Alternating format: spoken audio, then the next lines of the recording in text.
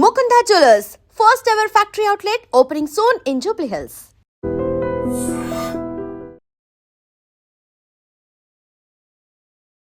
We expected lot from KCR. ఆయన వస్తారు, అసెంబ్లీకి వస్తారు అనుకుంటే వచ్చి కూర్చుంది 7 నిమిషాలు వెళ్ళిపోయారు. ఆ తర్వాత మళ్ళీ అటెండ్ అవ్వలేదు. ప్రాజెక్టుల మీద చర్చ ఉంటుంది, పవర్ పాయింట్ ప్రజెంటేషన్ ఉంటుంది. అందరూ ఎక్స్పెక్ట్ చేస్తున్నారు. కేసీఆర్ కాదు కదా, అసలు బీఆర్ఎస్ ఎమ్మెల్యేలు ఎవరూ లేరు. ఆయన స్పీకర్ మాట్లాడతాడు, మీరు ముఖ్యమంత్రి కోసం మాట్లాడితే మీకు మైక్ ఇవ్వను, ఇంకా అయిపోయి ఇంకేంటండి, ఇంకేం మాట్లాడాలి చెప్తున్నారు అసెంబ్లీలో. స్ట్రీట్ బాయ్ లాగా, ఒక స్ట్రీట్ బాయ్ అనే కాదు, స్ట్రీట్ రౌడీ లాగా ఆయన ఉపన్యాసం ఆయన మాట్లాడుకోనిచ్చు. ఎవరి సీట్లలో వాళ్ళు బీఆర్ఎస్ ఎమ్మెల్యేలు కూర్చుంటే వాళ్ళ కళ్ళల్లో చూడు ఎంత విషయం కనిపిస్తూ ఉంది. గాంధీ భవన్లో జరిగేటువంటి చర్చల్లాగా అసెంబ్లీని మార్చే ప్రయత్నం స్పీకర్ గారు చేస్తున్నప్పుడు కేసీఆర్ ఎందుకని ఒప్పుకోవట్లేదు? కేసీఆర్ ఎందుకని అక్కడ ఉండట్లేదు? అసలు వీళ్ళ చీప్ టాక్టిక్స్ కి, వీళ్ళ విఘ్నత కోల్పోయిన వ్యవహారానికి కేసీఆర్ గారు అవసరం లేదు. నిజానికి దే ఆర్ వెయిటింగ్. కేసీఆర్ ఎప్పుడు వస్తారు, ఎప్పుడు మాట్లాడతారని మీ కార్యకర్తలు ఎదురు చూస్తున్నప్పుడు ఇప్పుడు కార్యకర్తలు అనుకోవట్లేదా, కోరుకోవట్లేదా కేసీఆర్ అక్కడ ఉండాలి, మాట్లాడాలి, వాళ్ళు ఏం చెప్తున్నారో ఆరోపణలకు, విమర్శలకు అన్నిటికీ సమాధానం ఇవ్వాలి అనేది ఎదురు చూడట్లేదు. మీ మీడియా అంతా కూడా లేదు, మమ్మల్ని విమర్శించే మీలాంటి వాళ్ళందరూ కూడా మమ్మల్ని మైండ్ బ్లాక్ ఎక్కువ చేసుకుంటున్నారంటే కేసీఆర్ గారు అసెంబ్లీ కోసం మాత్రమే నాయకుడు. మీరు ముఖ్యమంత్రి గారి మీద మాట్లాడితే మీకు మైక్ ఇవ్వను, చాలు, ఇంకంతకంటే పెద్ద మాట లేదు అంటున్నాను. మేము ఏం మాట్లాడాలి? ఈ ముఖ్యమంత్రి గారు అద్భుతమైనటువంటి పాలనాధ్యక్షుడు, ఈయన కంటే మించిన పాలన ఇంతకుముందు ఎవరూ చేయలేదు. మూసీ పేరు మీద లక్షల కోట్లు, వేల కోట్లు దోచుకుందామని ప్రయత్నం చేస్తున్నా అది ప్రజల సొత్తు పోతే. కేసీఆర్కి ఎంత అయితే అందులో ఒక వాటా ఉందో, లేకపోతే ఈ మొత్తం కుంభకోణాలు వీటన్నిటిలో ప్రధానమైనటువంటి షేర్ కేసీఆర్కు ఉంది, ఆ తర్వాత హరీష్ రావుకు మాత్రమే ఉంది అనేటువంటి మాట. ఈ ఇద్దరి పేర్లు మాత్రం చాలా క్లియర్గా అటు ప్రభుత్వం కావచ్చు, ఇటు కవిత కావచ్చు అదే మాట చెప్తున్నారు కదా. రక్తం పంచుకొని పుట్టినటువంటి కేటీఆర్ గారిని తిట్టడంతో నీకేం ఉపయోగం వస్తుంది? ఈ ప్రపంచానికి నీ అనుభవాన్ని, ఈ ప్రపంచాన్ని పరిచయం చేయించినటువంటి, నిన్ను పరిచయం చేయించినటువంటి కేసీఆర్ గారిని తిట్టడంతో ఏమొస్తుంది? వాళ్ళు ఆత్మక్షోభ గురవుతారు తప్ప నువ్వు అదనంగా నీకు ఒనగూరేదేం లేదు. నీకేదైనా ఒనగూరాలి అంటే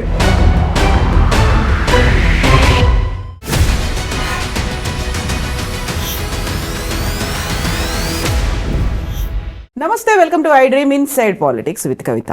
ఇయాటి దాకా ఒక లెక్క, ఇప్పటి నుంచి ఇంకో లెక్క అన్నటువంటి కేసీఆర్ పాలమూరు రంగారెడ్డి ప్రాజెక్టుల గురించి, దీంతో పాటుగా ఇరిగేషన్ ప్రాజెక్టుల గురించి ప్రభుత్వాన్ని కడిగేస్తాను అంటూ తీవ్రమైనటువంటి స్వరంతో మాట్లాడారు.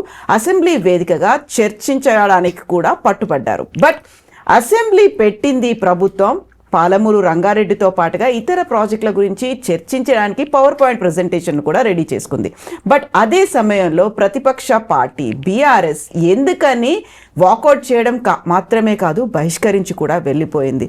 ప్రజల సమస్యల గురించి, ప్రాజెక్టుల గురించి మాట్లాడతానని చెప్పినటువంటి కేసీఆర్, బీఆర్ఎస్ ఇప్పుడెందుకు సభలో లేరు? ఎందుకని ఒక పలాయనవాదం లేకుంటే అస్త్ర సన్యాసం చేశారు అనేటువంటి ఆరోపణలు, విమర్శలు, వీటన్నిటికీ బీఆర్ఎస్ లీడర్లు ఏం సమాధానం ఇస్తారు? మనతో పాటుగా ఉన్నారు బీఆర్ఎస్ పార్టీ సీనియర్ లీడర్, మాజీ ఎమ్మెల్సీ కర్నె ప్రభాకర్. హలో అండి, నమస్తే. నమస్తే. సో గతంలో బీఆర్ఎస్ రాష్ట్ర స్థాయి కార్యవర్గ సమావేశం 4 గంటలు జరిగింది.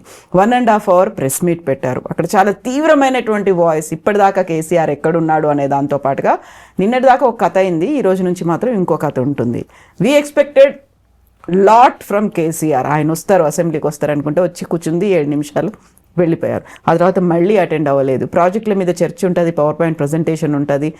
అందరూ ఎక్స్పెక్ట్ చేస్తున్నారు. కేసీఆర్ కాదు కదా, అసలు బీఆర్ఎస్ ఎమ్మెల్యేలు ఎవరూ లేరు, అక్కడ నుంచి బహిష్కరించారు, మేము వెళ్ళిపోతున్నామని చెప్పారు. ఏం జరిగింది? అంటే పార్టీ అనగానే అసెంబ్లీ మాత్రమే కాదండి, పార్టీ అనగానే ఎమ్మెల్యేలు మాత్రమే కాదు, పార్టీ అనగానే కేవలం అసెంబ్లీలో జరిగే మాత్రం చర్చ మాత్రమే కాదు. అసెంబ్లీలో సరైన చర్చలు జరిగినప్పుడు, అసెంబ్లీలో ప్రతిపక్ష నాయకుల గొంతులు మూసేస్తారు అనుకున్నప్పుడు, గొంతులు నొక్కేస్తారు అనుకున్నప్పుడు, మైకులు ఇవ్వరు అనుకున్నప్పుడు మనకు ప్రజావేదికలు ఉంటాయి.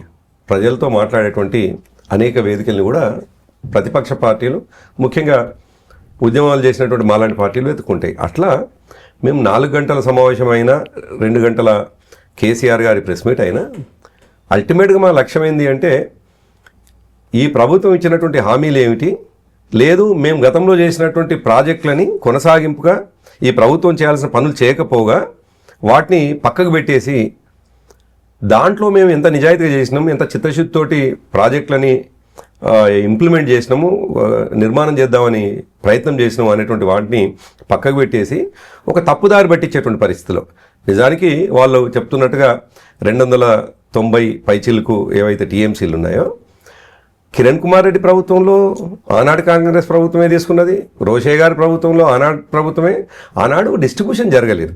నిజానికి బచావత్ ముందర ఉన్నటువంటి అంశం అది. రాష్ట్రం వచ్చిన తర్వాత మొట్టమొదటిసారే మేము చాలా సీరియస్గా అడిగినాం. రాష్ట్రం వచ్చిన సరిగ్గా 10 రోజులకు 12 రోజులకు కేంద్రానికి ఉత్తరాలు రాసినాం. ఈ 290 టీఎంసీస్ ఏంటివి, మాకు అది కాదు కదా, దాదాపు 1050కి సంబంధించినటువంటి డిస్ట్రిబ్యూషన్ జరగాలి, కొత్తగా ఆర్బిట్రేషన్ జరగాలి అని అంటే అది బచావత్ ఇచ్చేంత వరకు అయితే మీరు ఒప్పుకోవాల్సిందే కదా, బచావత్ ఏదో ఒకటి తీర్పిస్తుంది, అప్పటిదాకైతే మీరు ఒప్పుకోవాల్సిందే కదా అని చెప్పేసి దాని కొనసాగింపుగా గతంలో కాంగ్రెస్ పార్టీ చేసిన మేము 10 సంవత్సరాల కాలంలో సందర్భం వచ్చినప్పుడు మా ఆర్గ్యుమెంట్ పెట్టినా లేదు. ఇప్పటి ప్రభుత్వం ఈ ప్రభుత్వం కూడా 290 పైచిలకు టీఎంసీలనే సంతకం పెట్టి వచ్చింది. కాబట్టి దాన్నే ప్రధానంగా తీసుకొని మీరు గతంలో పెట్టిరని ఒక చిల్లర మాటలు మాట్లాడుతూ ఉంటే నిజానికి ప్రజలకు ఏం జరిగింది అనేటువంటి విషయాన్ని అసెంబ్లీని మీరు అన్నట్టుగా ఒకవేళ ఒక ప్రామాణికమైనటువంటి వేదికగానే అనుకుంటే కాదా, మీరు అనుకోవట్లేదు, వాళ్ళు అనుకుంటే, మేము అనేది మేము కాదు, వాళ్ళు అనుకుంటే దాంట్లో మేము 10 సంవత్సరాల కాలంలో ఏం చేసినాము, దేని మీద సంతకాలు పెట్టినాము, మేము అపెక్స్ కౌన్సిల్ ముందర ఎటువంటి ఆర్గ్యుమెంట్ చేసినాము, సుప్రీంకోర్టులో వేసినటువంటి కేసు ఏమిటి, ఎటువంటి పరిస్థితుల్లో మేము విత్డ్రా అయినాము, లేదు 2 రాష్ట్రాలు అపెక్స్ కమిటీ ముందర ఆర్గ్యుమెంట్ చేస్తున్నటువంటి సందర్భంలో మా ఆర్గ్యుమెంట్ ఏందనేది మినిట్స్ ఇవన్నీ ఉంటాయి. ఇవన్నీ విషయాల్ని కూడా మేము కూడా పీపీటీ ద్వారా ప్రదర్శిస్తామని చెప్పేసి చెప్తే నిజానికి వాళ్ళు ఒకవేళ వాళ్ళ పీపీటీ ప్రదర్శన నిజాయితీగానే ఉంటే దాంట్లో హిడెన్ ఏమి ఉండకపోతే హైడ్ చేయకుండా మాట్లాడాలనుకుంటే తప్పులు ప్రపంచానికి చెప్పొద్దు అనుకుంటే మేం చెప్తే వాళ్ళకి వచ్చే నష్టమే ఉంది. మీరు ఇచ్చారా అప్పుడు పవర్ పాయింట్ ప్రజెంటేషన్ కేసీఆర్ చేసినప్పుడు మీరు ప్రతిపక్షాలకు ఇచ్చారా? అంటే ఆనాడు కాళేశ్వరం పైన ప్రతిపక్షంగా ఒక ఆరోపణ మాత్రమే ఉంది. ఆనాడికి ఈనాడికి చాలా డిఫరెంట్ ఉంది కవిత. ఆనాడేమో కాళేశ్వరం కొత్త ప్రాజెక్టు, కాళేశ్వరం కట్టడం పట్ల వాళ్ళకు బ్యారాజీలు ఎక్కడెక్కడ కట్టాలనేటువంటి విషయాల పట్ల వాళ్ళకి అభ్యంతరాలు ఉంటాయి. దాంతో లాభం ఎట్లయితే చెప్పినాం మేము. కానీ ఇప్పుడు ఇది డిఫరెంట్, ఈ కేసు డిఫరెంట్. 10 సంవత్సరాల కాలంలో మేము ప్రభుత్వంలో ఉండి మేము ఏం ప్రాజెక్టులు నిర్మాణం చేసినాము, లేదు 2 రాష్ట్రాల విభజన సందర్భించి నీటి విభజన సంబంధించిన సందర్భంలో మేము ఎట్లా యాక్ట్ చేసినాము, కేంద్ర ప్రభుత్వంతో ఎట్లా ఫైట్ చేసినాము, అపెక్స్ కౌన్సిల్ ముందు మా ఆర్గ్యుమెంట్ ఎట్లుంది, బచావత్ ముందు మా ఆర్గ్యుమెంట్ ఎట్లుంది, బ్రిజేష్ కమిషన్ ముందు బ్రిజేష్ ట్రిబ్యునల్ ఇంకా రావాల్సినటువంటి అవసరం ఉండే, ఇవన్నీ ఇష్యూస్ని ఉన్నాయి. సో ఆ కేసు వేరు ఈ కేసు వేరు, దాన్ని ఒక తీరుగా చూసి మా నోర్లు నొక్కాలని ప్రయత్నం చేసి సరే అంతకంటే ఇంకా ముందు ఎంత దారుణం అండి. ఇప్పుడు ఒక సబ్జెక్టు మాట్లాడుతున్నటువంటి సందర్భంలో ప్రతిపక్షం ప్రధాన పక్షం 2 కూడా తమ ఆర్గ్యుమెంట్ని అసెంబ్లీలో చెప్తూ ఉంటాయి.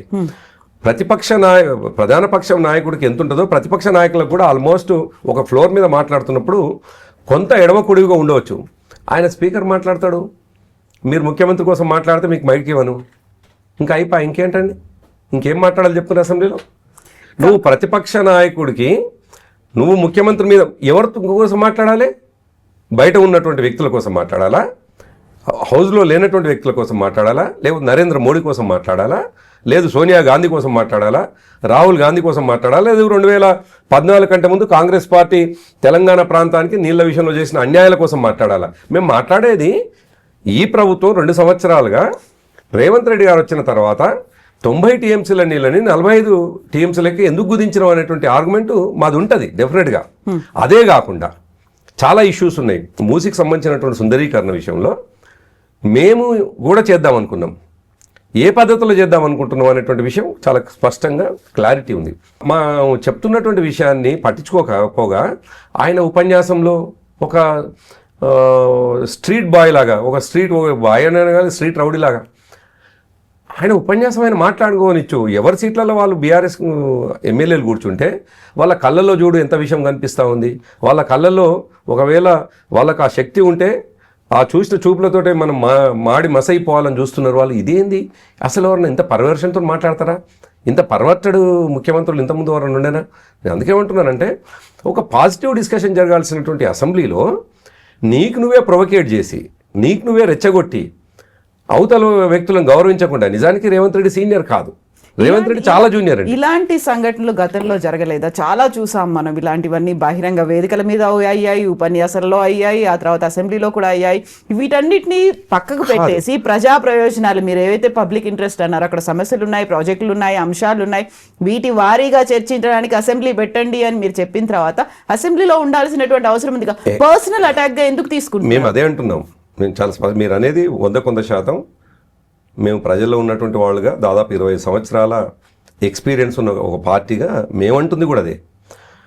ప్రజల పక్షాన పోరాటం చేయాల్సిన, ప్రజల పక్షాన మాట్లాడాల్సిన ప్రతిపక్షాలను కూడా మాట్లాడిస్తూనే దానికి పరిష్కార మార్గాలు నువ్వు చూపించాల్సింది విడిచిపెట్టేసి ఒకవైపు ప్రధాన నాయకుడు మాట్లాడేటువంటిదేమో ప్రొవకేటివ్గా, దానికి ఏదన్నా విషయం చెప్పాలి, ఏదైనా సజెషన్సో లేకపోతే ఆయన చెప్పినటువంటి రాంగ్ అయ్యి ఉంటుంది అనే మాట చెప్తే నేను నీకు మైక్ ఇవ్వను అని చెప్పి స్పీకర్ గారు మాట్లాడతారు. అసలు కాన్స్టిట్యూషన్ పోస్ట్ నువ్వు ఎవరి రిస్క్లోకి రావాలి? ఎంటైర్ 119 మంది సభ్యుల రిస్క్కి రావాల్సినటువంటి అవసరం ఉంది. ఆయన కస్టోడియన్ ఆఫ్ ది ప్రాపర్టీ అసెంబ్లీకి. ఒక 64, 65 మేము మా వాళ్ళని చేర్చుకున్న 78 మందికి ఆయన స్పీకర్ కాదు. నిజానికి 119 మందికి ఆయన స్పీకర్. వీళ్ళందరి హక్కుల్ని కాపాడాల్సినటువంటి బాధ్యత కస్టోడియన్ ఆఫ్ ది హౌస్గా ఆయనకు ఉండాలి. ఆయన ఏమంటాడు, నువ్వు మాట్లాడితే నీకు మైక్ ఇవ్వను. సేమ్ ఇవే ఆరోపణలు కావచ్చు. గతంలో మీ ప్రభుత్వం ఉన్నప్పుడు కూడా అదే స్పీకరు అదే ప్రతిపక్షాల గురించి చెప్పారు కదా.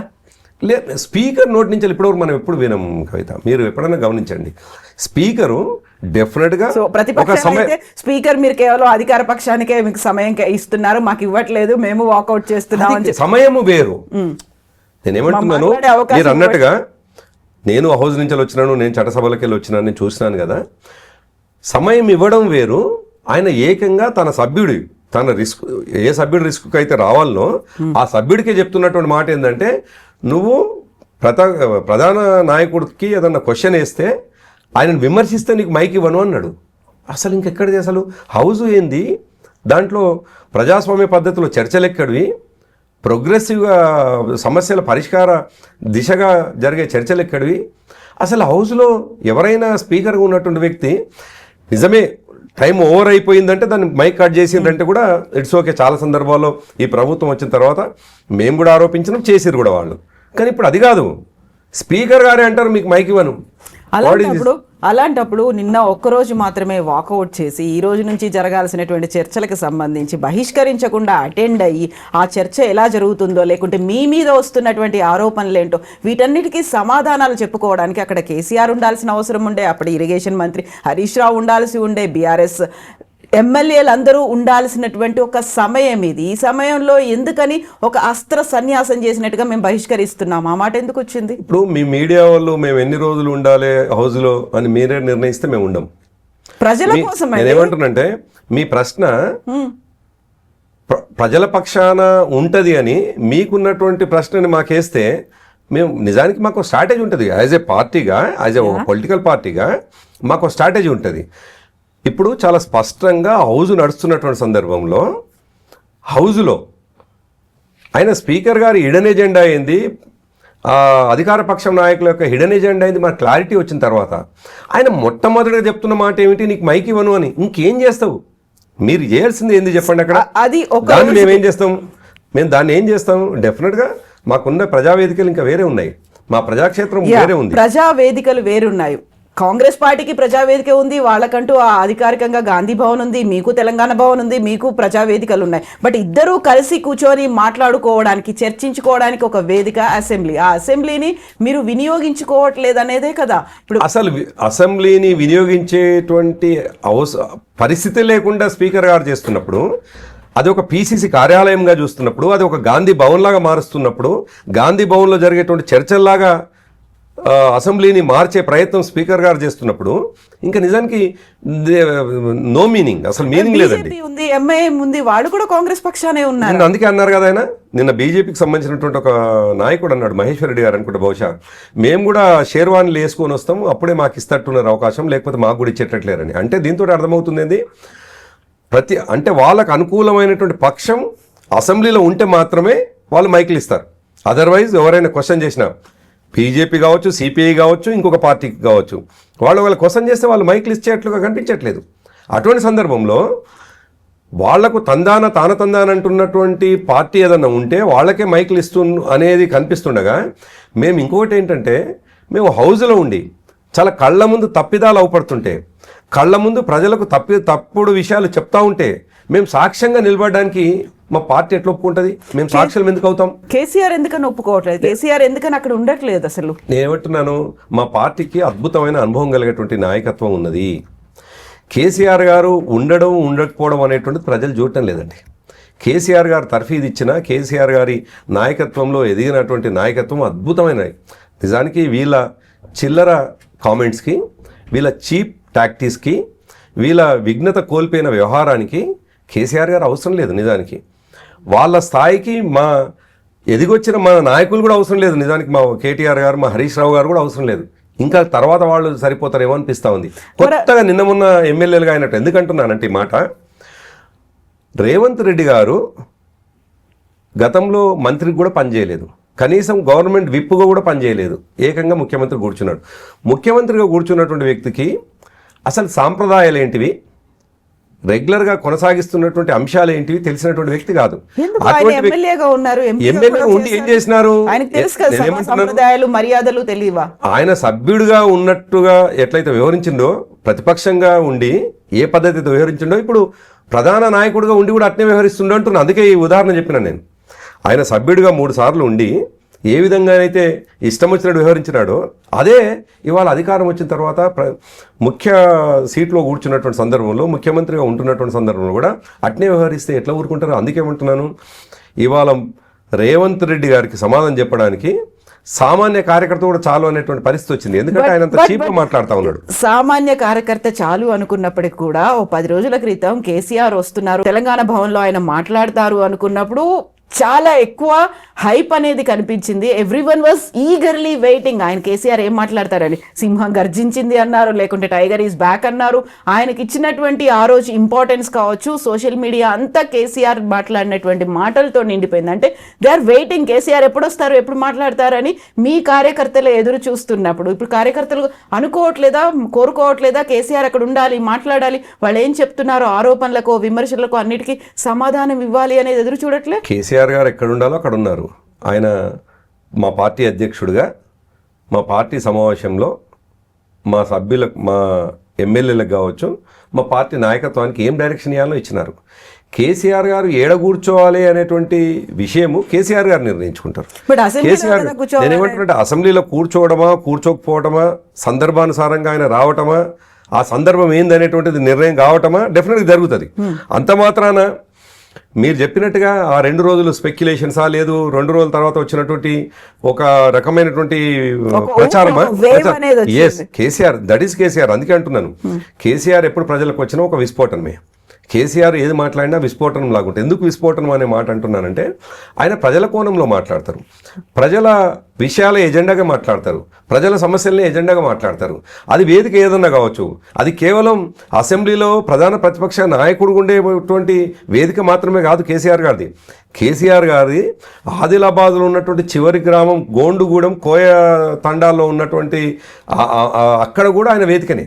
కాబట్టి వేదిక కేవలం ఇది మాత్రమే. ఈ వేదిక ఏందో మనం చాలా క్లారిటీ ఉన్న తర్వాత, ఈ వేదికకు వచ్చిన శాంటిటీ ఏందో మనకు అర్థమైన తర్వాత, ఈ వేదిక పిసిసి కార్యాలయంగా మారిన తర్వాత, ఈ వేదిక గాంధీ భవన్లోని ఒక కాంగ్రెస్ పార్టీ అధ్యక్షుడి నాయకత్వంలో తమ సభ్యులని నియంత్రిస్తున్నట్టుగా జరుగుతున్నటువంటి సమావేశాల తర్వాత, అంత పెద్ద టాల్ పర్సనాలిటీ, ఒక లెజెండ్ వచ్చి అక్కడ కూర్చొని ఇటువంటి వాళ్ళతో అవమానం పడడానికి వస్తాడా? ఇటువంటి వాళ్ళతో అవమానంగా మాట్లాడుతుంటే వినడానికి వస్తాడా? కేసీఆర్ గారు తెలంగాణ రాష్ట్రం తెచ్చినటువంటి ఒక ఉద్యమ నేత, ప్రజల గుండెల్లో దేవుళ్లాగా ఉన్నటువంటి వ్యక్తి. అటువంటి వ్యక్తిని తీసుకొచ్చి ఎటువంటి సంస్కారం లేని కుసంస్కారంగా మాట్లాడేటువంటి, ఇష్టం వచ్చినట్టుగా వ్యవహరించేటువంటి వ్యక్తులు. ఓకే, ఒక పార్టీగా మాట్లాడుతున్నటువంటి వాళ్ళు మాట్లాడవచ్చు, సంస్కారం లేనటువంటి వాళ్ళు పెద్ద సీట్లో కూర్చున్నా మాట్లాడవచ్చు. సాక్షాత్తు అందరిని నియంత్రించాల్సినటువంటి స్పీకర్ గారి నోటి నుంచే మీకు మైక్ ఇవ్వను అని మాట్లాడితే, కేసీఆర్ గారు వచ్చి ఎవరి కోసం మాట్లాడాలి? కాదండి, నేనేమంటున్నా, కేసీఆర్ గారు వచ్చి ప్రధాన నాయకుడు చేస్తున్నటువంటి వ్యవహారాలు ఈ 2 సంవత్సరాలు ఏం చేసిండ్రో అది మాట్లాడాలి కదా. నువ్వు ఆయన కోసం మాట్లాడితే నీకు మైక్ ఇవ్వను అని అంటే కేసీఆర్ గారి గౌరవం. అందుకేమంటున్నానంటే కేసీఆర్ గారు ఏ వేదికల ద్వారా ప్రజలకు విషయాలు చెప్పాలనో ఆయన క్లారిటీ ఉన్నది. కేసీఆర్ గారు రావట్లేదు అనేది అదే వచ్చినారు కదా. 6 నెలల తర్వాత వచ్చి ఒక సంతకం పెట్టి అంటే మీరు మైండ్ బ్లాక్ ఎక్కడ చేసుకుంటున్నారంటే మీరు మీ మీడియా అంతా కూడా లేదు మమ్మల్ని విమర్శించే మీలాంటి వాళ్ళందరూ కూడా మమ్మల్ని మైండ్ బ్లాక్ ఎక్కడ చేసుకుంటున్నారంటే కేసీఆర్ గారు అసెంబ్లీ కోసం మాత్రమే నాయకుడు, ఎమ్మెల్యే కదా. ఎస్ అందుకే వచ్చినారు, ఆయన సంతకం పెట్టినారు, కూర్చున్నారు ఇక్కడ ఆయన కూర్చున్నారు. డెఫినెట్గా ఆయనకుండే గౌరవాన్ని ఆయన నిలబెట్టుకున్నారు, ఆయన గౌరవాన్ని నిలబెట్టుకుంటారు ఆయన. కాబట్టి ఇది మీరు కేవలం ఒక మీడియానో లేకుంటే ప్రతిపక్షమో ఇంకెవరో అడుగుతున్నారని కాకుండా ఒక కార్యకర్తలు కూడా వదిలేసేయండి. ప్రజలు ఎక్స్పెక్ట్ చేయట్లేదా కేసీఆర్ రావాలి, కేసీఆర్ ఏం మాట్లాడతాడో చూడాలి. ఎలా అంటున్నాను నేను, కేసీఆర్ గారు మాట్లాడాలని ప్రజలు కోరుకుంటారు, కేసీఆర్ గారు తమ సమస్యల్ని గలమెత్తాలని ప్రజలు కోరుకుంటారు. కేసీఆర్ గారి ద్వారా వచ్చే మాటకి ఈ ప్రభుత్వం తలొగ్గి ప్రజా సమస్యల్ని పరిష్కరించాలని కోరుకుంటారు ప్రజలు. కానీ ఆ వేదిక ఏదనేటువంటిది ఇంపార్టెంట్ కాబట్టి కేసీఆర్ గారికి ప్రజల సమస్యలు వినిపించేటువంటి అనేక వేదికలు ఉన్నాయి. ఒక వేదిక అది ఒక రకమైనటువంటి వాతావరణం ఏర్పడ్డ తర్వాత ఆ వేదికకు ఒక శాంటిటీ లేనటువంటి పరిస్థితి ఈ ప్రభుత్వం చేసిన తర్వాత ఆ వేదిక ద్వారా ప్రజా సమస్యలు ప్రజల గొంతుగ్గా తను వినిపించడం అనే విషయం అర్థమైన తర్వాత అక్కడే కూర్చోవాల్సిన అవసరం లేదు, అనేక ఉన్నాయి. మేము అనేక వేదికల ద్వారా కూడా చెప్పేటువంటి అవకాశం ఉన్నది. నేను అందుకే అంటున్నానంటే ఉత్తరాల ద్వారా చెప్పవచ్చు, సోషల్ మీడియా ద్వారా చెప్పొచ్చు, సభలు పెట్టి చెప్పవచ్చు. అందుకే ఇవాళ సరే 119 మంది సభ్యులు ఉన్నటువంటి అసెంబ్లీ ద్వారా చెప్పడంతో పాటు లక్షల మంది వేదికగా రేపు పాలమూరులో ఈ నెలాఖరులో పాలమూరులో సభ పెట్టబోతా ఉన్నాం. తప్పకుండా కేసీఆర్ వస్తారా? కేసీఆర్ గారి నాయకత్వంలోనే దాంట్లో ఎందుకు ఎక్కడి నుండి ఆనాడు నీళ్లు తీసుకున్నాం, ఎందుకు ఎక్కడి నుండి మన పాలమూరు రంగారెడ్డిని డిజైన్ చేసుకున్నాం, ఎన్ని డబ్బులు ఖర్చు పెట్టినాం, మనం వచ్చిన తర్వాత ఏం జరిగింది, ఈ ప్రభుత్వం వచ్చిన తర్వాత ఏం జరిగింది, ఇవన్నీ కూడా వివరంగా చెప్పడానికి మేము ఒక వేదికని డెఫినెట్గా చేసుకున్నాం. ఆ వేదిక ద్వారా చెప్తాం. ఎందుకంటే ఇక్కడ గొంతు నొక్కేసేటువంటి వాతావరణం ఉండగా నీకు గొంతు పెకిలేటువంటి అవకాశమే లేనటువంటి సందర్భంలో ఇంకా నువ్వెందుకు ఆ ప్రయత్నం చేస్తావు? మూగ ప్రయత్నం అంటున్నాను. ఇప్పుడు ఆ స్పీకర్ ఇంకో 3 ఏళ్ల పాటు ఉంటారు. అప్పుడు ఏం చేస్తారు మీరు? స్పీకర్ని మార్చే ఉద్దేశం కానీ ఆలోచన కానీ ఎలాగూ కాంగ్రెస్ పార్టీకి ఉండదు. ఆబ్వియస్గా ఆయనే 3 ఏళ్ల పాటు ఉంటారు. అప్పుడు బీఆర్ఎస్ కానీ ఎమ్మెల్యేలు కానీ కేసీఆర్ కానీ అటెండ్ అవ్వరు అసలు ఏ సమావేశం. అంటే ఈ దేశంలో ఇటువంటి ప్రగతి వేదికలు, ప్రజాస్వామ్య వేదికలు ఎప్పుడైనా అవి భ్రష్టు పట్టినప్పుడు ఈ దేశంలో మిగతా రాష్ట్రాల్లో లేదు, దేశ అత్యుత్తమైనటువంటి పార్లమెంట్లు కూడా ఇటువంటి జరిగినటువంటి సందర్భంలో ఆనాడు ప్రతిపక్షాలు ఎట్లా చేసినాయో అట్లా చేయాల్సిందే. మేము కూడా డెఫినెట్గా మాకుండేటువంటి మాకు వ్యూహం ఉంటుంది. స్పీకర్ మా గొంతు నొక్కేస్తామంటే మేము మా పద్ధతిలో మేము ప్రజా సమస్యల్ని వివరించేటువంటి వేదికలు మేము వెతుక్కుంటాం. ఈ సెషన్లో స్పీకర్ గారు ఆ విధంగా వ్యవహరించారు కాబట్టి మా మాట మేము చెప్పినాం, మా డిసెంట్ చెప్పినాం, బయటకు వచ్చి మాట్లాడినాం. స్పీకర్ గారు జనరల్గా స్పీకర్ గారి పట్ల ప్రతి సభ్యుడికి గౌరవం ఉంటుంది. ఒక సభ్యుడికే కాదు, నేనేమంటానంటే ఇవాళ బయట ఉన్నటువంటి సివిలియన్స్ కూడా అంతే గౌరవం ఉండాల్సినటువంటి అవసరం ఉన్నది. స్పీకర్ ఒక కాన్స్టిట్యూషనల్ పోస్ట్. అటువంటి స్పీకర్ గారు రాజ్యాంగ విరుద్ధంగా వ్యవహరిస్తున్నటువంటి సందర్భంలో మేము చెప్పేటువంటి ప్రయత్నం చెప్తాం. ఆయన అట్నే కొనసాగితే డెఫినెట్గా మా డిసెంట్ అట్నే ఉంటుంది. కానీ ఈ సెషన్లో మాత్రం మేము చాలా స్పష్టంగా స్పీకర్ గారు తప్పు చేస్తా ఉన్నారు, స్పీకర్ గారు మా గొంతు నొక్కుతున్నారని చెప్పేసి వచ్చినాం. ఆయన మార్చుకుంటే నేనేమంటున్నా, ఆయన మార్చుకుంటే ఒకవేళ ఆయన మార్చుకుంటే నెక్స్ట్ సెషన్లో కంటిన్యూ అవుతాం. ఆయన మార్చుకోకపోతే మళ్ళీ డిసెంట్ చెప్పి బయటకు వస్తాం. కన్విన్సింగ్ గా ఉందా? డెఫినెట్గా ప్రజలు మా ఒక ప్రతిపక్ష లీడర్గా ఉన్నారు, లేకుంటే ఒక ప్రతిపక్ష పార్టీ ఉంది, ప్రభుత్వం ఏదైతే చేస్తుందో తప్పులు ఉన్నాయి అనుకుంటే ప్రశ్నించాలి, పోరాడాలి అనుకున్నప్పుడు దానికి ఒక వేదికనిచ్చారు. అసెంబ్లీకి ఎన్నుకొని పంపించిన తర్వాత మా వాయిస్ వినిపించట్లేదు అనుకున్నప్పుడు యాక్సెప్టెన్స్ ఎలా వస్తుంది? ఎక్కడో రాంగ్ గా ఉన్నట్టు అనిపిస్తా ఉంది. ఎందుకంటే మీరు మీడియా మీరు మీన్స్ ఓకే ప్రశ్నలు వేస్తున్నటువంటి వాళ్ళు ఎవరైనా ఇటువంటి ప్రశ్నలు ఎందుకంటున్నారంటే నేను పదే అప్పటి నుంచి కూడా గొంతు చింపుకొని చెప్తా ఉన్నా ఒక మాట. అసలు ఆ మైక్ ద్వారా మా విషయమే బయట ప్రపంచానికి పోదు అనుకున్నప్పుడు అది మీరు ఒక ప్రయత్నం చేశారనుకోండి, అక్కడ కట్ చేస్తున్నారు, ఇంకోటి ఏదో అవుతుంది అనుకున్నప్పుడు బయట తెలుస్తుంది కదా. కీలకమైనటువంటి ప్రాజెక్ట్ కి సంబంధించి ఏదైతే ఒక ఆరోపణ ఉందో మీరు దాన్ని కంప్లీట్ గా ఇంటి వైపు తరలించుకునేటువంటి ప్రయత్నం చేశారు. ఆ డబ్బు మూటలు అనేటువంటి మాట ఉంది, అది అతి పెద్ద ఆరోపణ. దానికి సంబంధించి స్పందించేటువంటి సమయం వచ్చింది, మళ్ళీ మరొకసారి వచ్చింది కదా. కాదు, ఆయన అన్నటువంటి మాట ఏంటంటే మీరు ముఖ్యమంత్రి గారి మీద మాట్లాడితే మీకు మైక్ ఇవ్వను, చాలు, ఇంకా అంతకంటే పెద్ద మాట లేదు అంటున్నాను. మేము ఏం మాట్లాడాలి? ఈ ముఖ్యమంత్రి గారు అద్భుతమైనటువంటి పాలనాధ్యక్షుడు, ఈయనకంటే మించిన పాలన ఇంతకుముందు ఎవరూ చేయలేదు. మూసీ పేరు మీద లక్షల కోట్లు 1000 కోట్లు దోచుకుందామని ప్రయత్నం చేస్తున్నా అది ప్రజల సొత్తు పోయింది, మేము దానికి సహకరిస్తాం అని మేము చెప్పాల్సి ఉండే అక్కడ నిలబడి. మేము ఏం చెప్తాము? మేము ఏం చెప్పాలి అక్కడ ఉండి? మూసీ సుందరీకరణ కావచ్చు, నీళ్ల విషయంలో ఈ ప్రభుత్వం వ్యవహరిస్తున్న తీరు కావచ్చు, ప్రజలకు ఇచ్చిన హామీలో నెరవేర్చిన వ్యవహారం కావచ్చు, ఇవన్నీ ప్రభుత్వం ఎక్కడైనా ఈ వేదిక ఏంది కవిత? వాస్తవానికి అసెంబ్లీలో జరగాల్సిన చర్చలు ఏమిటి? అప్పటిదాకా 2 నెలల్లో చర్చ ఏం జరుగుతుంది? చేసిన తర్వాత చర్చ ఏముండదు. వాళ్ళు ఏదైనా బిల్లులు పెట్టాలి అనుకుంటే యాక్సెప్ట్ చేసుకుంటారు, మేము ఉన్నదే జరుగుతుంది. సో మీరు కూడా ఇండైరెక్ట్ యాక్సెప్ట్ చేసినట్టు అవుతుంది కదా. అప్పుడు కాదు, మేము ఉన్నా జరిగేది అదే. మేము సాక్ష్యంగా, ఈ పాపాలకు సాక్ష్యంగా, ఈ తప్పులకు సాక్ష్యంగా, ఈ పొరపాట్లకు సాక్ష్యంగా మేమెందుకు నిలువెత్తుగా అక్కడ నిలబడాలి అనే ఉద్దేశంతో మేము మా డిసెంట్ చెప్పి బయటకు వచ్చినాం. అందుకే అంటున్నాను, నువ్వు చెప్పేది కరెక్ట్.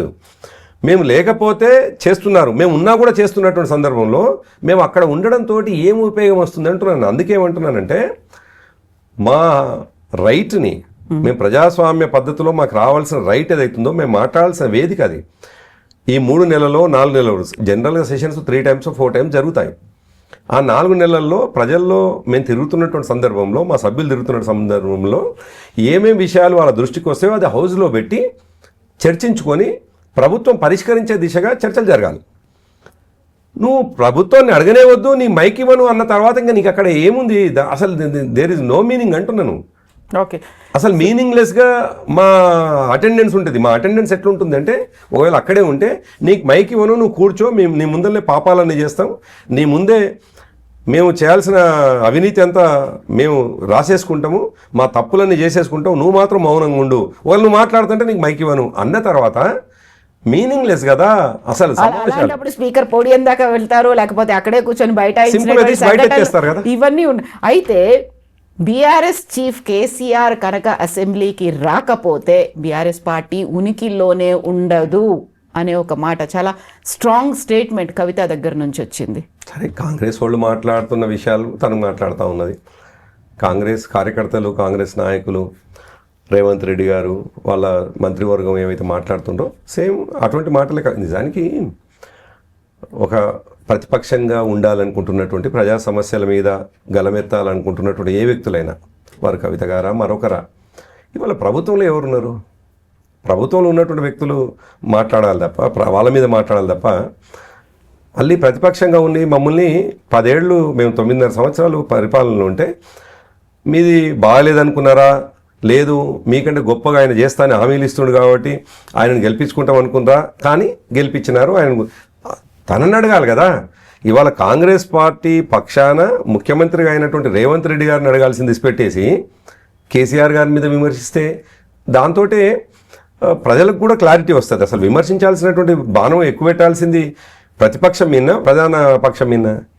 కాకపోతే మీ అవకతవకలు, ఆరోపణలు, బోల్డన్ని కుంభకోణాలు, అక్రమాలు అన్నీ చేశారు కాబట్టే ప్రాజెక్టులకు సంబంధించి కూడా ఒక చర్చ జరగాల్సినటువంటి అవసరం ఉంది. అందులోనూ కేసీఆర్కి ఎంతైతే అందులో ఒక వాటా ఉందో, లేకపోతే ఈ మొత్తం కుంభకోణాలు వీటన్నిటిలో ప్రధానమైనటువంటి షేర్ కేసీఆర్కు ఉంది, ఆ తర్వాత హరీష్ రావుకు మాత్రమే ఉంది అనేటువంటి మాట. ఈ ఇద్దరి పేర్లు మాత్రం చాలా క్లియర్గా అటు ప్రభుత్వం కావచ్చు, ఇటు కవిత కావచ్చు అదే మాట చెప్తున్నారు కదా. అంటే మా పార్టీలో పనిచేసిన ఒక సభ్యురాలు, మా పార్టీ నాయకురాలు, ఇప్పుడు మా పార్టీ మా పార్టీ నుండి బయటికి పోయిన తర్వాత మా పార్టీలకు వెళ్ళి విడిపోయినటువంటి వాళ్ళు బహిష్కరించబడ్డ వాళ్ళు కావచ్చు, రాజీనామా చేసిన వాళ్ళు కావచ్చు, ఏం కామెంట్ చేస్తారో ఆమె కవిత కూడా అదే కామెంట్ చేస్తుంది. అంతే తప్ప పెద్దగా దానికి ఏం ప్రత్యేకంగా చూసుకోవాల్సినటువంటి ఏముంది దాంట్లో. అసలు నిజానికి ఏమన్నా ప్రత్యేకంగా కవిత గారు కొత్తగా ఇప్పుడే మాట్లాడుతుండ్రు, ఇంతకుముందు ఎవ్వరు మాట్లాడినటువంటి విషయాలు తను మాట్లాడుతుండ్రు అంటేనేమో నిజమే, అయ్యో ప్రత్యేకంగా మాట్లాడుతుంది. గతంలో మా పార్టీకి వెళ్ళిపోయినటువంటి వాళ్ళు మాట్లాడినారు కదా, ఇటువంటి మాటలే మాట్లాడినారు. ఆమె మాట్లాడిన కాకపోతే ఈమె మాట్లాడిన దాంట్లో కొంత ప్రత్యేకత ఉంది. వాళ్ళు మాట్లాడిన దానికి వాళ్ళేమో బయటకు వచ్చిన తర్వాత కూడా మాతో పాటు ఆ ప్రభుత్వాన్ని విమర్శించుకుంటూ పోతా ఉన్నారు, మీరు ఏం చేస్తున్నారని. కానీ కవిత గారు మాత్రం మమ్మల్ని మాత్రం విమర్శించుకుంటూ పోతా ఉన్నారు. వాళ్లకు కవిత గారికి ఉన్న వ్యత్యాసం ఇది ఒక్కటే అవపడుతుంది తప్ప పెద్దగా నాకేం వ్యత్యాసంగా. సో ప్రభుత్వాన్ని అసలే క్వశ్చన్ చేయట్లేదా, ఏం మాట్లాడట్లేదా ప్రభుత్వం మీద? అంటే నేను కొత్తగా ఇప్పుడు బీఆర్ఎస్ పార్టీ నాయకుడుగా, ఒక కార్యకర్తగా నేను అనేకంటే కూడా ఇవాళ పత్రికల్లో వస్తున్నటువంటి అంశాలు, మీరు చూపిస్తున్నటువంటి మీడియా ద్వారా చూపిస్తున్నటువంటి అంశాలు, దీంతో ప్రజల్లో జస్టిఫికేషన్ ఉన్నది. అంటే ఎవరి కోసం ఎక్కువ మాట్లాడుతున్నారు అనేటువంటి విషయం. కాబట్టి నేను మొన్నటిదాకా మాతో పనిచేసినటువంటి ఒక సభ్యురాలు వెళ్ళిపోగానే తెల్లారి నుంచి మేము విమర్శించడం కరెక్ట్ కాదు. ఎందుకంటున్నానంటే మాతో పాటు దాదాపుగా ఒక 16 సంవత్సరాలు ఉన్నారు. 2008 నుండి జాగృతి అనే ఒక సంస్థ పెట్టుకొని మాకు అఫిలియేటెడ్గా పనిచేసుకుంటూ వచ్చినారు. తర్వాత 2014లో మా పార్టీ గులాబీ కండువాతోటి ఎంపీగా ఎన్నికైనారు. 2014 తర్వాతే మాతోటి అసోసియేట్ అయ్యి మాతో పూర్తిగా ఉన్నారు. అంతకుముందు తనే అంటున్నమాట, ఇప్పుడు తను చెప్పినట్టుగానే ఎక్కడో బహుశా నిన్ననే అన్నట్టున్నారు. నేను ఇండివిజువల్గా ఈ పార్టీకి పనిచేసినాను. హరీష్ రావు గారు, కేటీఆర్ గారేమో కేసీఆర్ గారి కనుసన్నల్లో పనిచేశారు. అంతే కదా. నిజానికి దీంతో మన క్లారిటీ ఏమొస్తా ఉందంటే, కేసీఆర్ గారి కనుసన్నల్లోనేమో పార్టీ అంతా పనిచేస్తుంది. కేసీఆర్ గారు కనుసన్నల్లో పనిచేయని వాళ్ళు ఎవరు అంటే కేసీఆర్ గారికి సంబంధం లేదు అని అనుకోవాలి.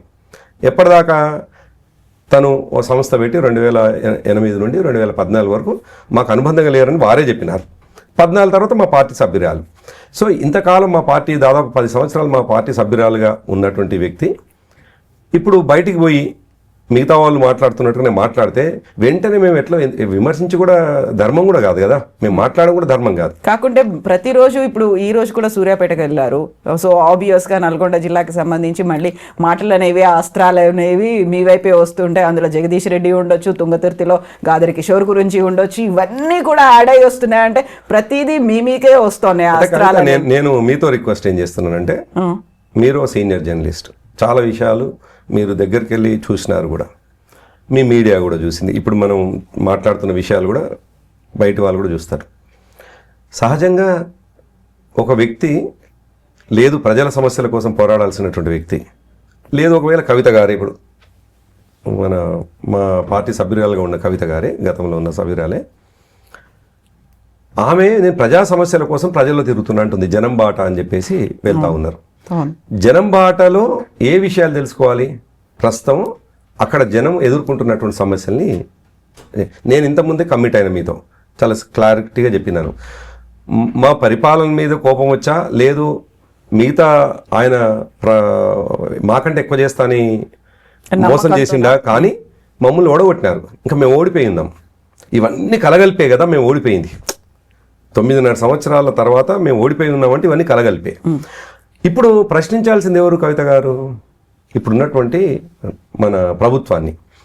సూర్యాపేట పోయి, లేదు వనపర్తి పోయి, లేదు కూకట్పల్లి పోయి, లేదు అక్కడెక్కడో ఆదిలాబాద్ పోయి ఎవరిని విమర్శించాలంటే ఆదిలాబాద్లో పోయితే అక్కడ బీజేపీ ఎమ్మెల్యే ఉన్నాడేమో ఆయననన్నా మాట్లాడాలి, లేకపోతే అక్కడ ప్రభుత్వాన్ని. వనపర్తి పోతే అక్కడ కాంగ్రెస్ ఎమ్మెల్యే ఉంటాడు. సూర్యాపేట పోతే అక్కడ కార్పొరేషన్ ఇప్పుడు ఎమ్మెల్యే మా పార్టీ అయిన ఉన్నాడు, కానీ కార్పొరేషన్ చైర్మన్. మాట్లాడాల్సిందే ఆ ప్రభుత్వాన్ని మాట్లాడతారా, లేదు మా సభ్యుడిని మాట్లాడితే దాంతో క్లారిటీ వస్తుంది కదా. 10 ఏళ్ళు మీరున్నారు, 2 ఏళ్ళు వాళ్ళు ఉన్నారు, లీడ్ ఎవరు తీసుకున్నారు అని నేనే చాలా క్లియర్గా క్లారిటీ ఇచ్చినాను. ఒక పార్టీ నాయకుడుగా మమ్మల్ని ఓడగొట్టినారు. నేను తప్పు చేసినామా ఒప్పు చేసినామా తెలియదు, అది ప్రజలు నిర్ణయించుకుంటారు. నేను అందుకే ప్రజలు నేను తప్పు పట్టట్లేదు ఎక్కడ కూడా. మేము ఓడిపోయి కూర్చున్నాము. ఇప్పుడు నువ్వు ఎవరి పక్షాన మాట్లాడాలి? ప్రజల పక్షం. ప్రజల పక్షాన నీ సమస్య పరిష్కారం ఎవరి దగ్గర దొరకాలి? మేము ఓడిపోయిన మా దగ్గర పరిష్కారం దొరకదు, మా దగ్గర దొరకదు. ఇంకోటి, ఒకవేళ మీరు తప్పు చేసిరు కదా అని అంటే కూడా ఇలా కొత్తగా మళ్ళీ మేము అధికారంలోకి వచ్చిన దాన్ని సరి చేసుకోవాల్సింది తప్ప నీ ప్రశ్నకు మా సమాధానంగా వచ్చేటువంటి సమాధానంతో ఏం పరిష్కారం కాదు కదా. పరిష్కారం ఎక్కడ దొరుకుతుందంటే ప్రభుత్వం దగ్గర. ఆ ప్రభుత్వం కోసం నువ్వు మాట్లాడకుండా పోయి నేను జగదీష్ రెడ్డి గారిని తిడతాను, వనపర్తిలో నిరంజన్ రెడ్డి గారిని తిడతాను, కూకట్పల్లిలో కృష్ణారావు గారిని తిడతాను, ఆదిలాబాద్లో జోగురామన్న గారిని తిడతాను అనంటే, తిట్టి ఇష్టం వచ్చినట్టు కూడా మాట్లాడి, మా వాళ్ళు ఏదైనా పొలిటికల్గా మాట్లాడితే అట్టెట్లా మాట్లాడతాను, నా కోసం మాట్లాడతావా అనంటే అసలు ఎటు వెళ్తున్నాం మనం? నేను అందుకే వారిన సోదరులాగా పార్టీలో ఉన్నప్పుడు విషయం చెప్తున్నాను. వారికి కూడా నేను రిక్వెస్ట్ ఏంటంటే, నీకు మంచి అవి ఉన్నాయి, క్వాలిటీస్ ఉన్నాయి, ఒక నాయకురాలుగా ప్రజల్లో ఎమర్జ్ అయ్యేటువంటి క్వాలిటీస్ ఉన్నాయి, నీకు ఒక సీరియస్ అంబిషన్ ఉంది ముఖ్యమంత్రి కావాలని. ఆ అంబిషన్ని ఫుల్ఫిల్ చేసుకోవాలంటే మమ్మల్ని తిడితే కాదు, నువ్వు ప్రజా సమస్యల్ని గలమెత్తుతున్నట్టుగా ప్రజల్లో నువ్వు కనెక్ట్ అవుతే ప్రజలతో నీకు అటాచ్మెంట్ పెరిగితే మా పక్షాన్నే కోరుతున్నది కొట్లాడుతున్నది అని ప్రజలు అనుకుంటే, కేసీఆర్ గారి కంటే కూడా గొప్పగా కేసీఆర్ గారి కూతురే బాగా మాట్లాడుతుందని ప్రజలు అనుకుంటే ప్రజలే నిన్ను నిర్ణయించుకుంటారు మా నాయకురాలు అని చెప్పేసి. రోజు మమ్మల్ని తిట్టడం ద్వారా, వ్యక్తిగతంగా మమ్మల్ని తిట్టడం ద్వారా ఇంకా మీకు వీలైతే మీ అడుగు వెనక్కి పడుతుంది తప్ప ముందుకు పోదు. నేను నా సోదరిగా సలహా ఇస్తున్నా, నా చెల్లెగా ఆమెకు చెప్తున్నటువంటి మాట ఏంటంటే, మా నాయకులను తిట్టకండి.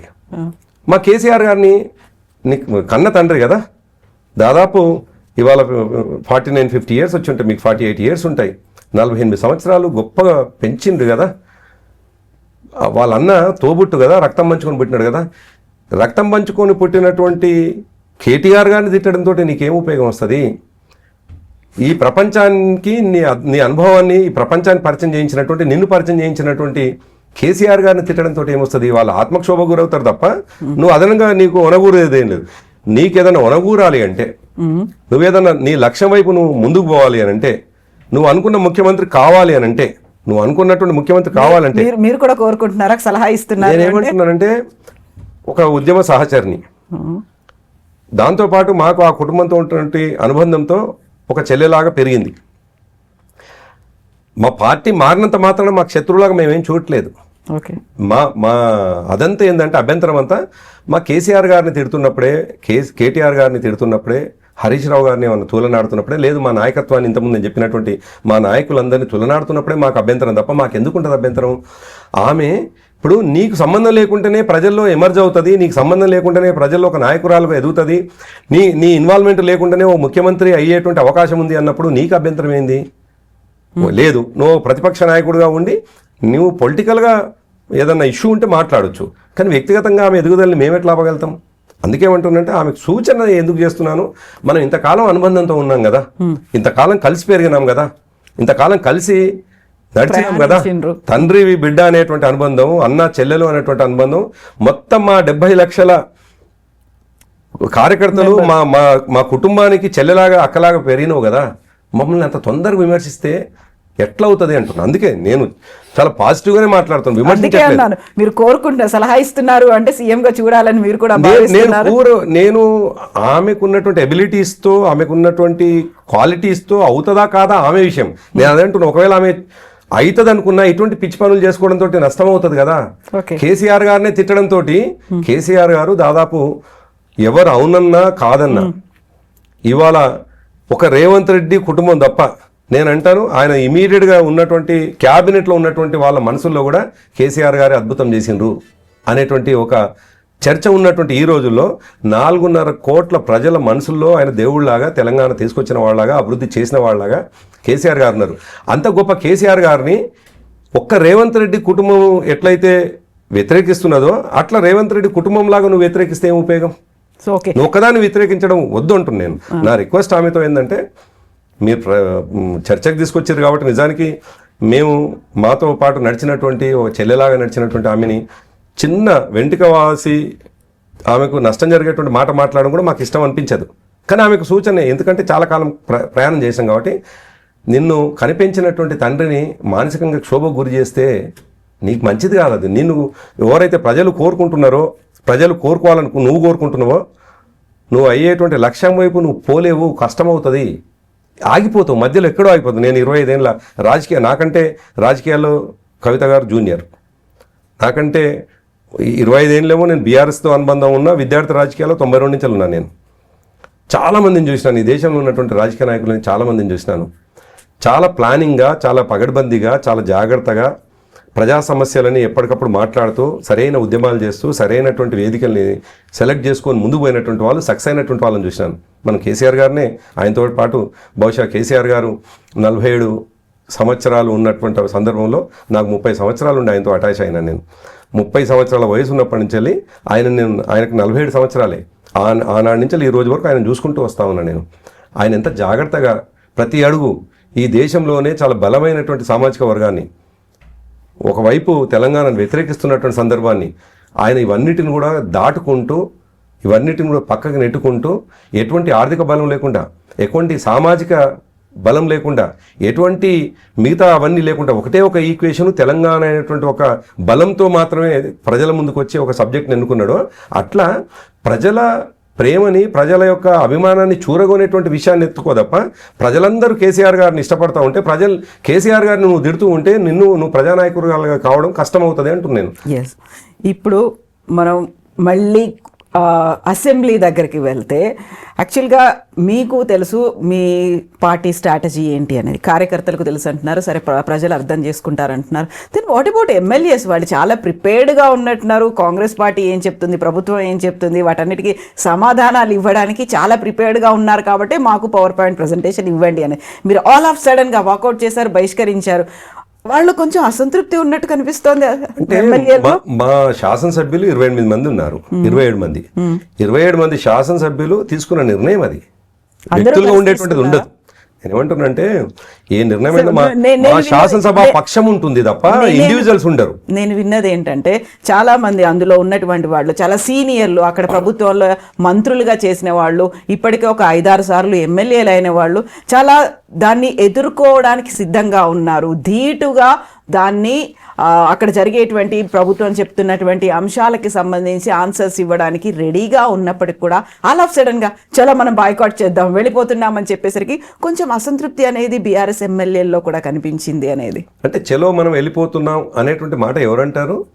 ఉమ్మడిగా 27 మంది ఎమ్మెల్యేలు కలిసి తీసుకునే నిర్ణయం ఉంటుంది. శాసనసభాపక్ష నేత అక్కడ మీ పార్టీ టిఆర్ఎస్ ఎల్పీ తరఫున తీసుకున్నటువంటి ప్రతిపక్ష నాయకుడు ఒక కాల్ ఇచ్చేసరికి అందరూ వెళ్ళిపోయే పరిస్థితి అయితే అట్లుండదు కవిత. ఎప్పుడైనా ఏ రాజకీయ పార్టీ అయినా, నేను ఇంతకుముందే అన్నట్టుగా నేను కూడా కౌన్సిల్లో పనిచేసి వచ్చినాను, ఏ నిర్ణయం అయినా సమిష్టిగా ఉంటుంది. అందరి సభ్యుల యొక్క అది ఉంటుంది, వాళ్ళ అందరి యొక్క అది తీసుకొని పార్టీ ఏ లైన్ ఎంచుకుంటే కరెక్ట్ ఉంటుంది. ఇప్పుడు ఇండివిజువల్గా నేనేమైనా నా మనసులో ఉండవచ్చు, నేను చట్టసభల్లో ఉన్నా, లేదు పార్టీ సభ్యుడిగా కొనసాగినా, లేదు నేను రాష్ట్ర కమిటీలో ఉన్నా, నాకు వ్యక్తిగతమైన భావన ఏదైనా ఉంటే ఉండొచ్చు. అది విత్ ఇన్ ది నా 4 walls ఆర్ ఆ కమిటీలో చర్చించుకోవాల్సిన అంశాలు ఉంటాయి. కానీ నేను ఎక్స్ప్రెస్ చేసేటువంటి అంశము ఒక ఇండివిజువల్గా అక్కడ చెప్తాను. అది పార్టీ ఏదైతే బెస్ట్ అని పార్టీ నిర్ణయించుకుంటుంది. ఓకే, అది పార్టీ కార్యక్రమాలు కావచ్చు, లేదు హౌస్లో జరగాల్సినటువంటి బిజినెస్ కావచ్చు. సో అది తీసుకున్న నిర్ణయం పార్టీకి లాభం అవుతుంది, ముఖ్యంగా పార్టీ కంటే కూడా ప్రజలకు లాభం అవుతుంది అనేటువంటి విషయం అర్థమైన తర్వాత మనము ఈ హౌస్లోనే ఉండి వీళ్ళకు ప్రతి పనికి వీళ్ళు చేసే తప్పులకి సాక్ష్యంగా నిలబడే కంటే ఈ అంశాన్ని బయటికి తీసుకొని వచ్చి ప్రజల్లో మనం తీసుకొని పోతే లాభం అవుతుందని పార్టీ నిర్ణయించుకున్న తర్వాత ఇండివిజువల్స్గా ఉండేటువంటి అభిప్రాయాలు ఉండవు. పార్టీ అన్నప్పుడు ఇండివిజువల్స్ కాదు కదా. సో డెఫినెట్గా మా పార్టీ నిర్ణయం అది. సో ఇప్పుడు పాలమూరు రంగారెడ్డి దీనికి సంబంధించి ప్రాజెక్టుల మీద బహిరంగ సభ ఉంటుందా, నిరసనలు ఉంటాయా, కేసీఆర్ వస్తారా? అంటే బహిరంగ సభనే అనుకున్నాం, 3 జిల్లాల్లో బహిరంగ సభ అనుకున్నాం. మొదటి సభ ఈ మంత్ ఎండింగ్ కావచ్చు, మీకు మహబూబ్ నగర్లో మొదటి సభ ఉంటుంది.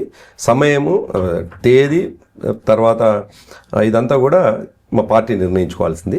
అయితే నిర్ణయం సభలు పెట్టాలనేటువంటిది మాత్రం నిర్ణయం అయిపోయింది. పాలమూరులో ఒకటేమో, మహబూబ్ నగర్లో, రెండవది రంగారెడ్డిలో, మూడవది నల్గొండలో. ఈ 3 ప్లేస్లలో సభలు జరుగుతాయి. కేసీఆర్ గారే అటెండ్ అవుతారు. కేవలం ఒకే ఎజెండాతో నీళ్ల విషయంలో ఈ ప్రభుత్వం వచ్చిన తర్వాత జరిగినటువంటి నష్టానికి వ్యతిరేకంగా ఆంధ్రాకు దోచుకోబోతున్నటువంటి నీళ్లు, ఆంధ్రాకు అప్పనంగా అప్పజెప్తున్నటువంటి నీళ్ల విషయంలో ఆ హక్కులను కాపాడడం కోసం 90 టీఎంసీల నీళ్లు రావాల్సినటువంటి తెలంగాణకు 40కే ఎట్లా ఈ ముఖ్యమంత్రి ఒప్పుకున్నాడు అనేటువంటి విషయాన్ని నిరసిస్తూ ఏర్పాటు చేస్తున్నటువంటి సభలు. కాబట్టి ప్యూర్గా నీళ్ల మీదనే ఉంటుంది. లేదు దాంతోపాటు ఎట్లాగో మేము ప్రతిపక్షంగా ఉన్నటువంటి వాళ్ళం, ప్రజల సమస్యల్ని మాట్లాడాల్సిన వాళ్ళం, మిగతా విషయాలు కూడా మాట్లాడతాం. కానీ మా ప్రధాన ఎజెండా మాత్రం నీటి పంపకాల విషయంలో కృష్ణా నీళ్ళల్లో ఈ ప్రభుత్వం చేసేటువంటి అన్యాయానికి నిరసనగా మాత్రమే ఏర్పాటు చేస్తున్నటువంటి సభలు. సో కన్ఫర్మా? డేట్ మాత్రం కన్ఫర్మ్ కావాలి. నిర్ణయం జరిగిపోయింది. Thank you so much. చూద్దాం కేసీఆర్ ఏం చేస్తారో, మళ్ళీ దాన్ని వాయిదా వేస్తారా, ఆయన రాకుండా మీతోనే రన్ చేయిస్తారా అనేది. Thank you so much. Thank you. Thank you.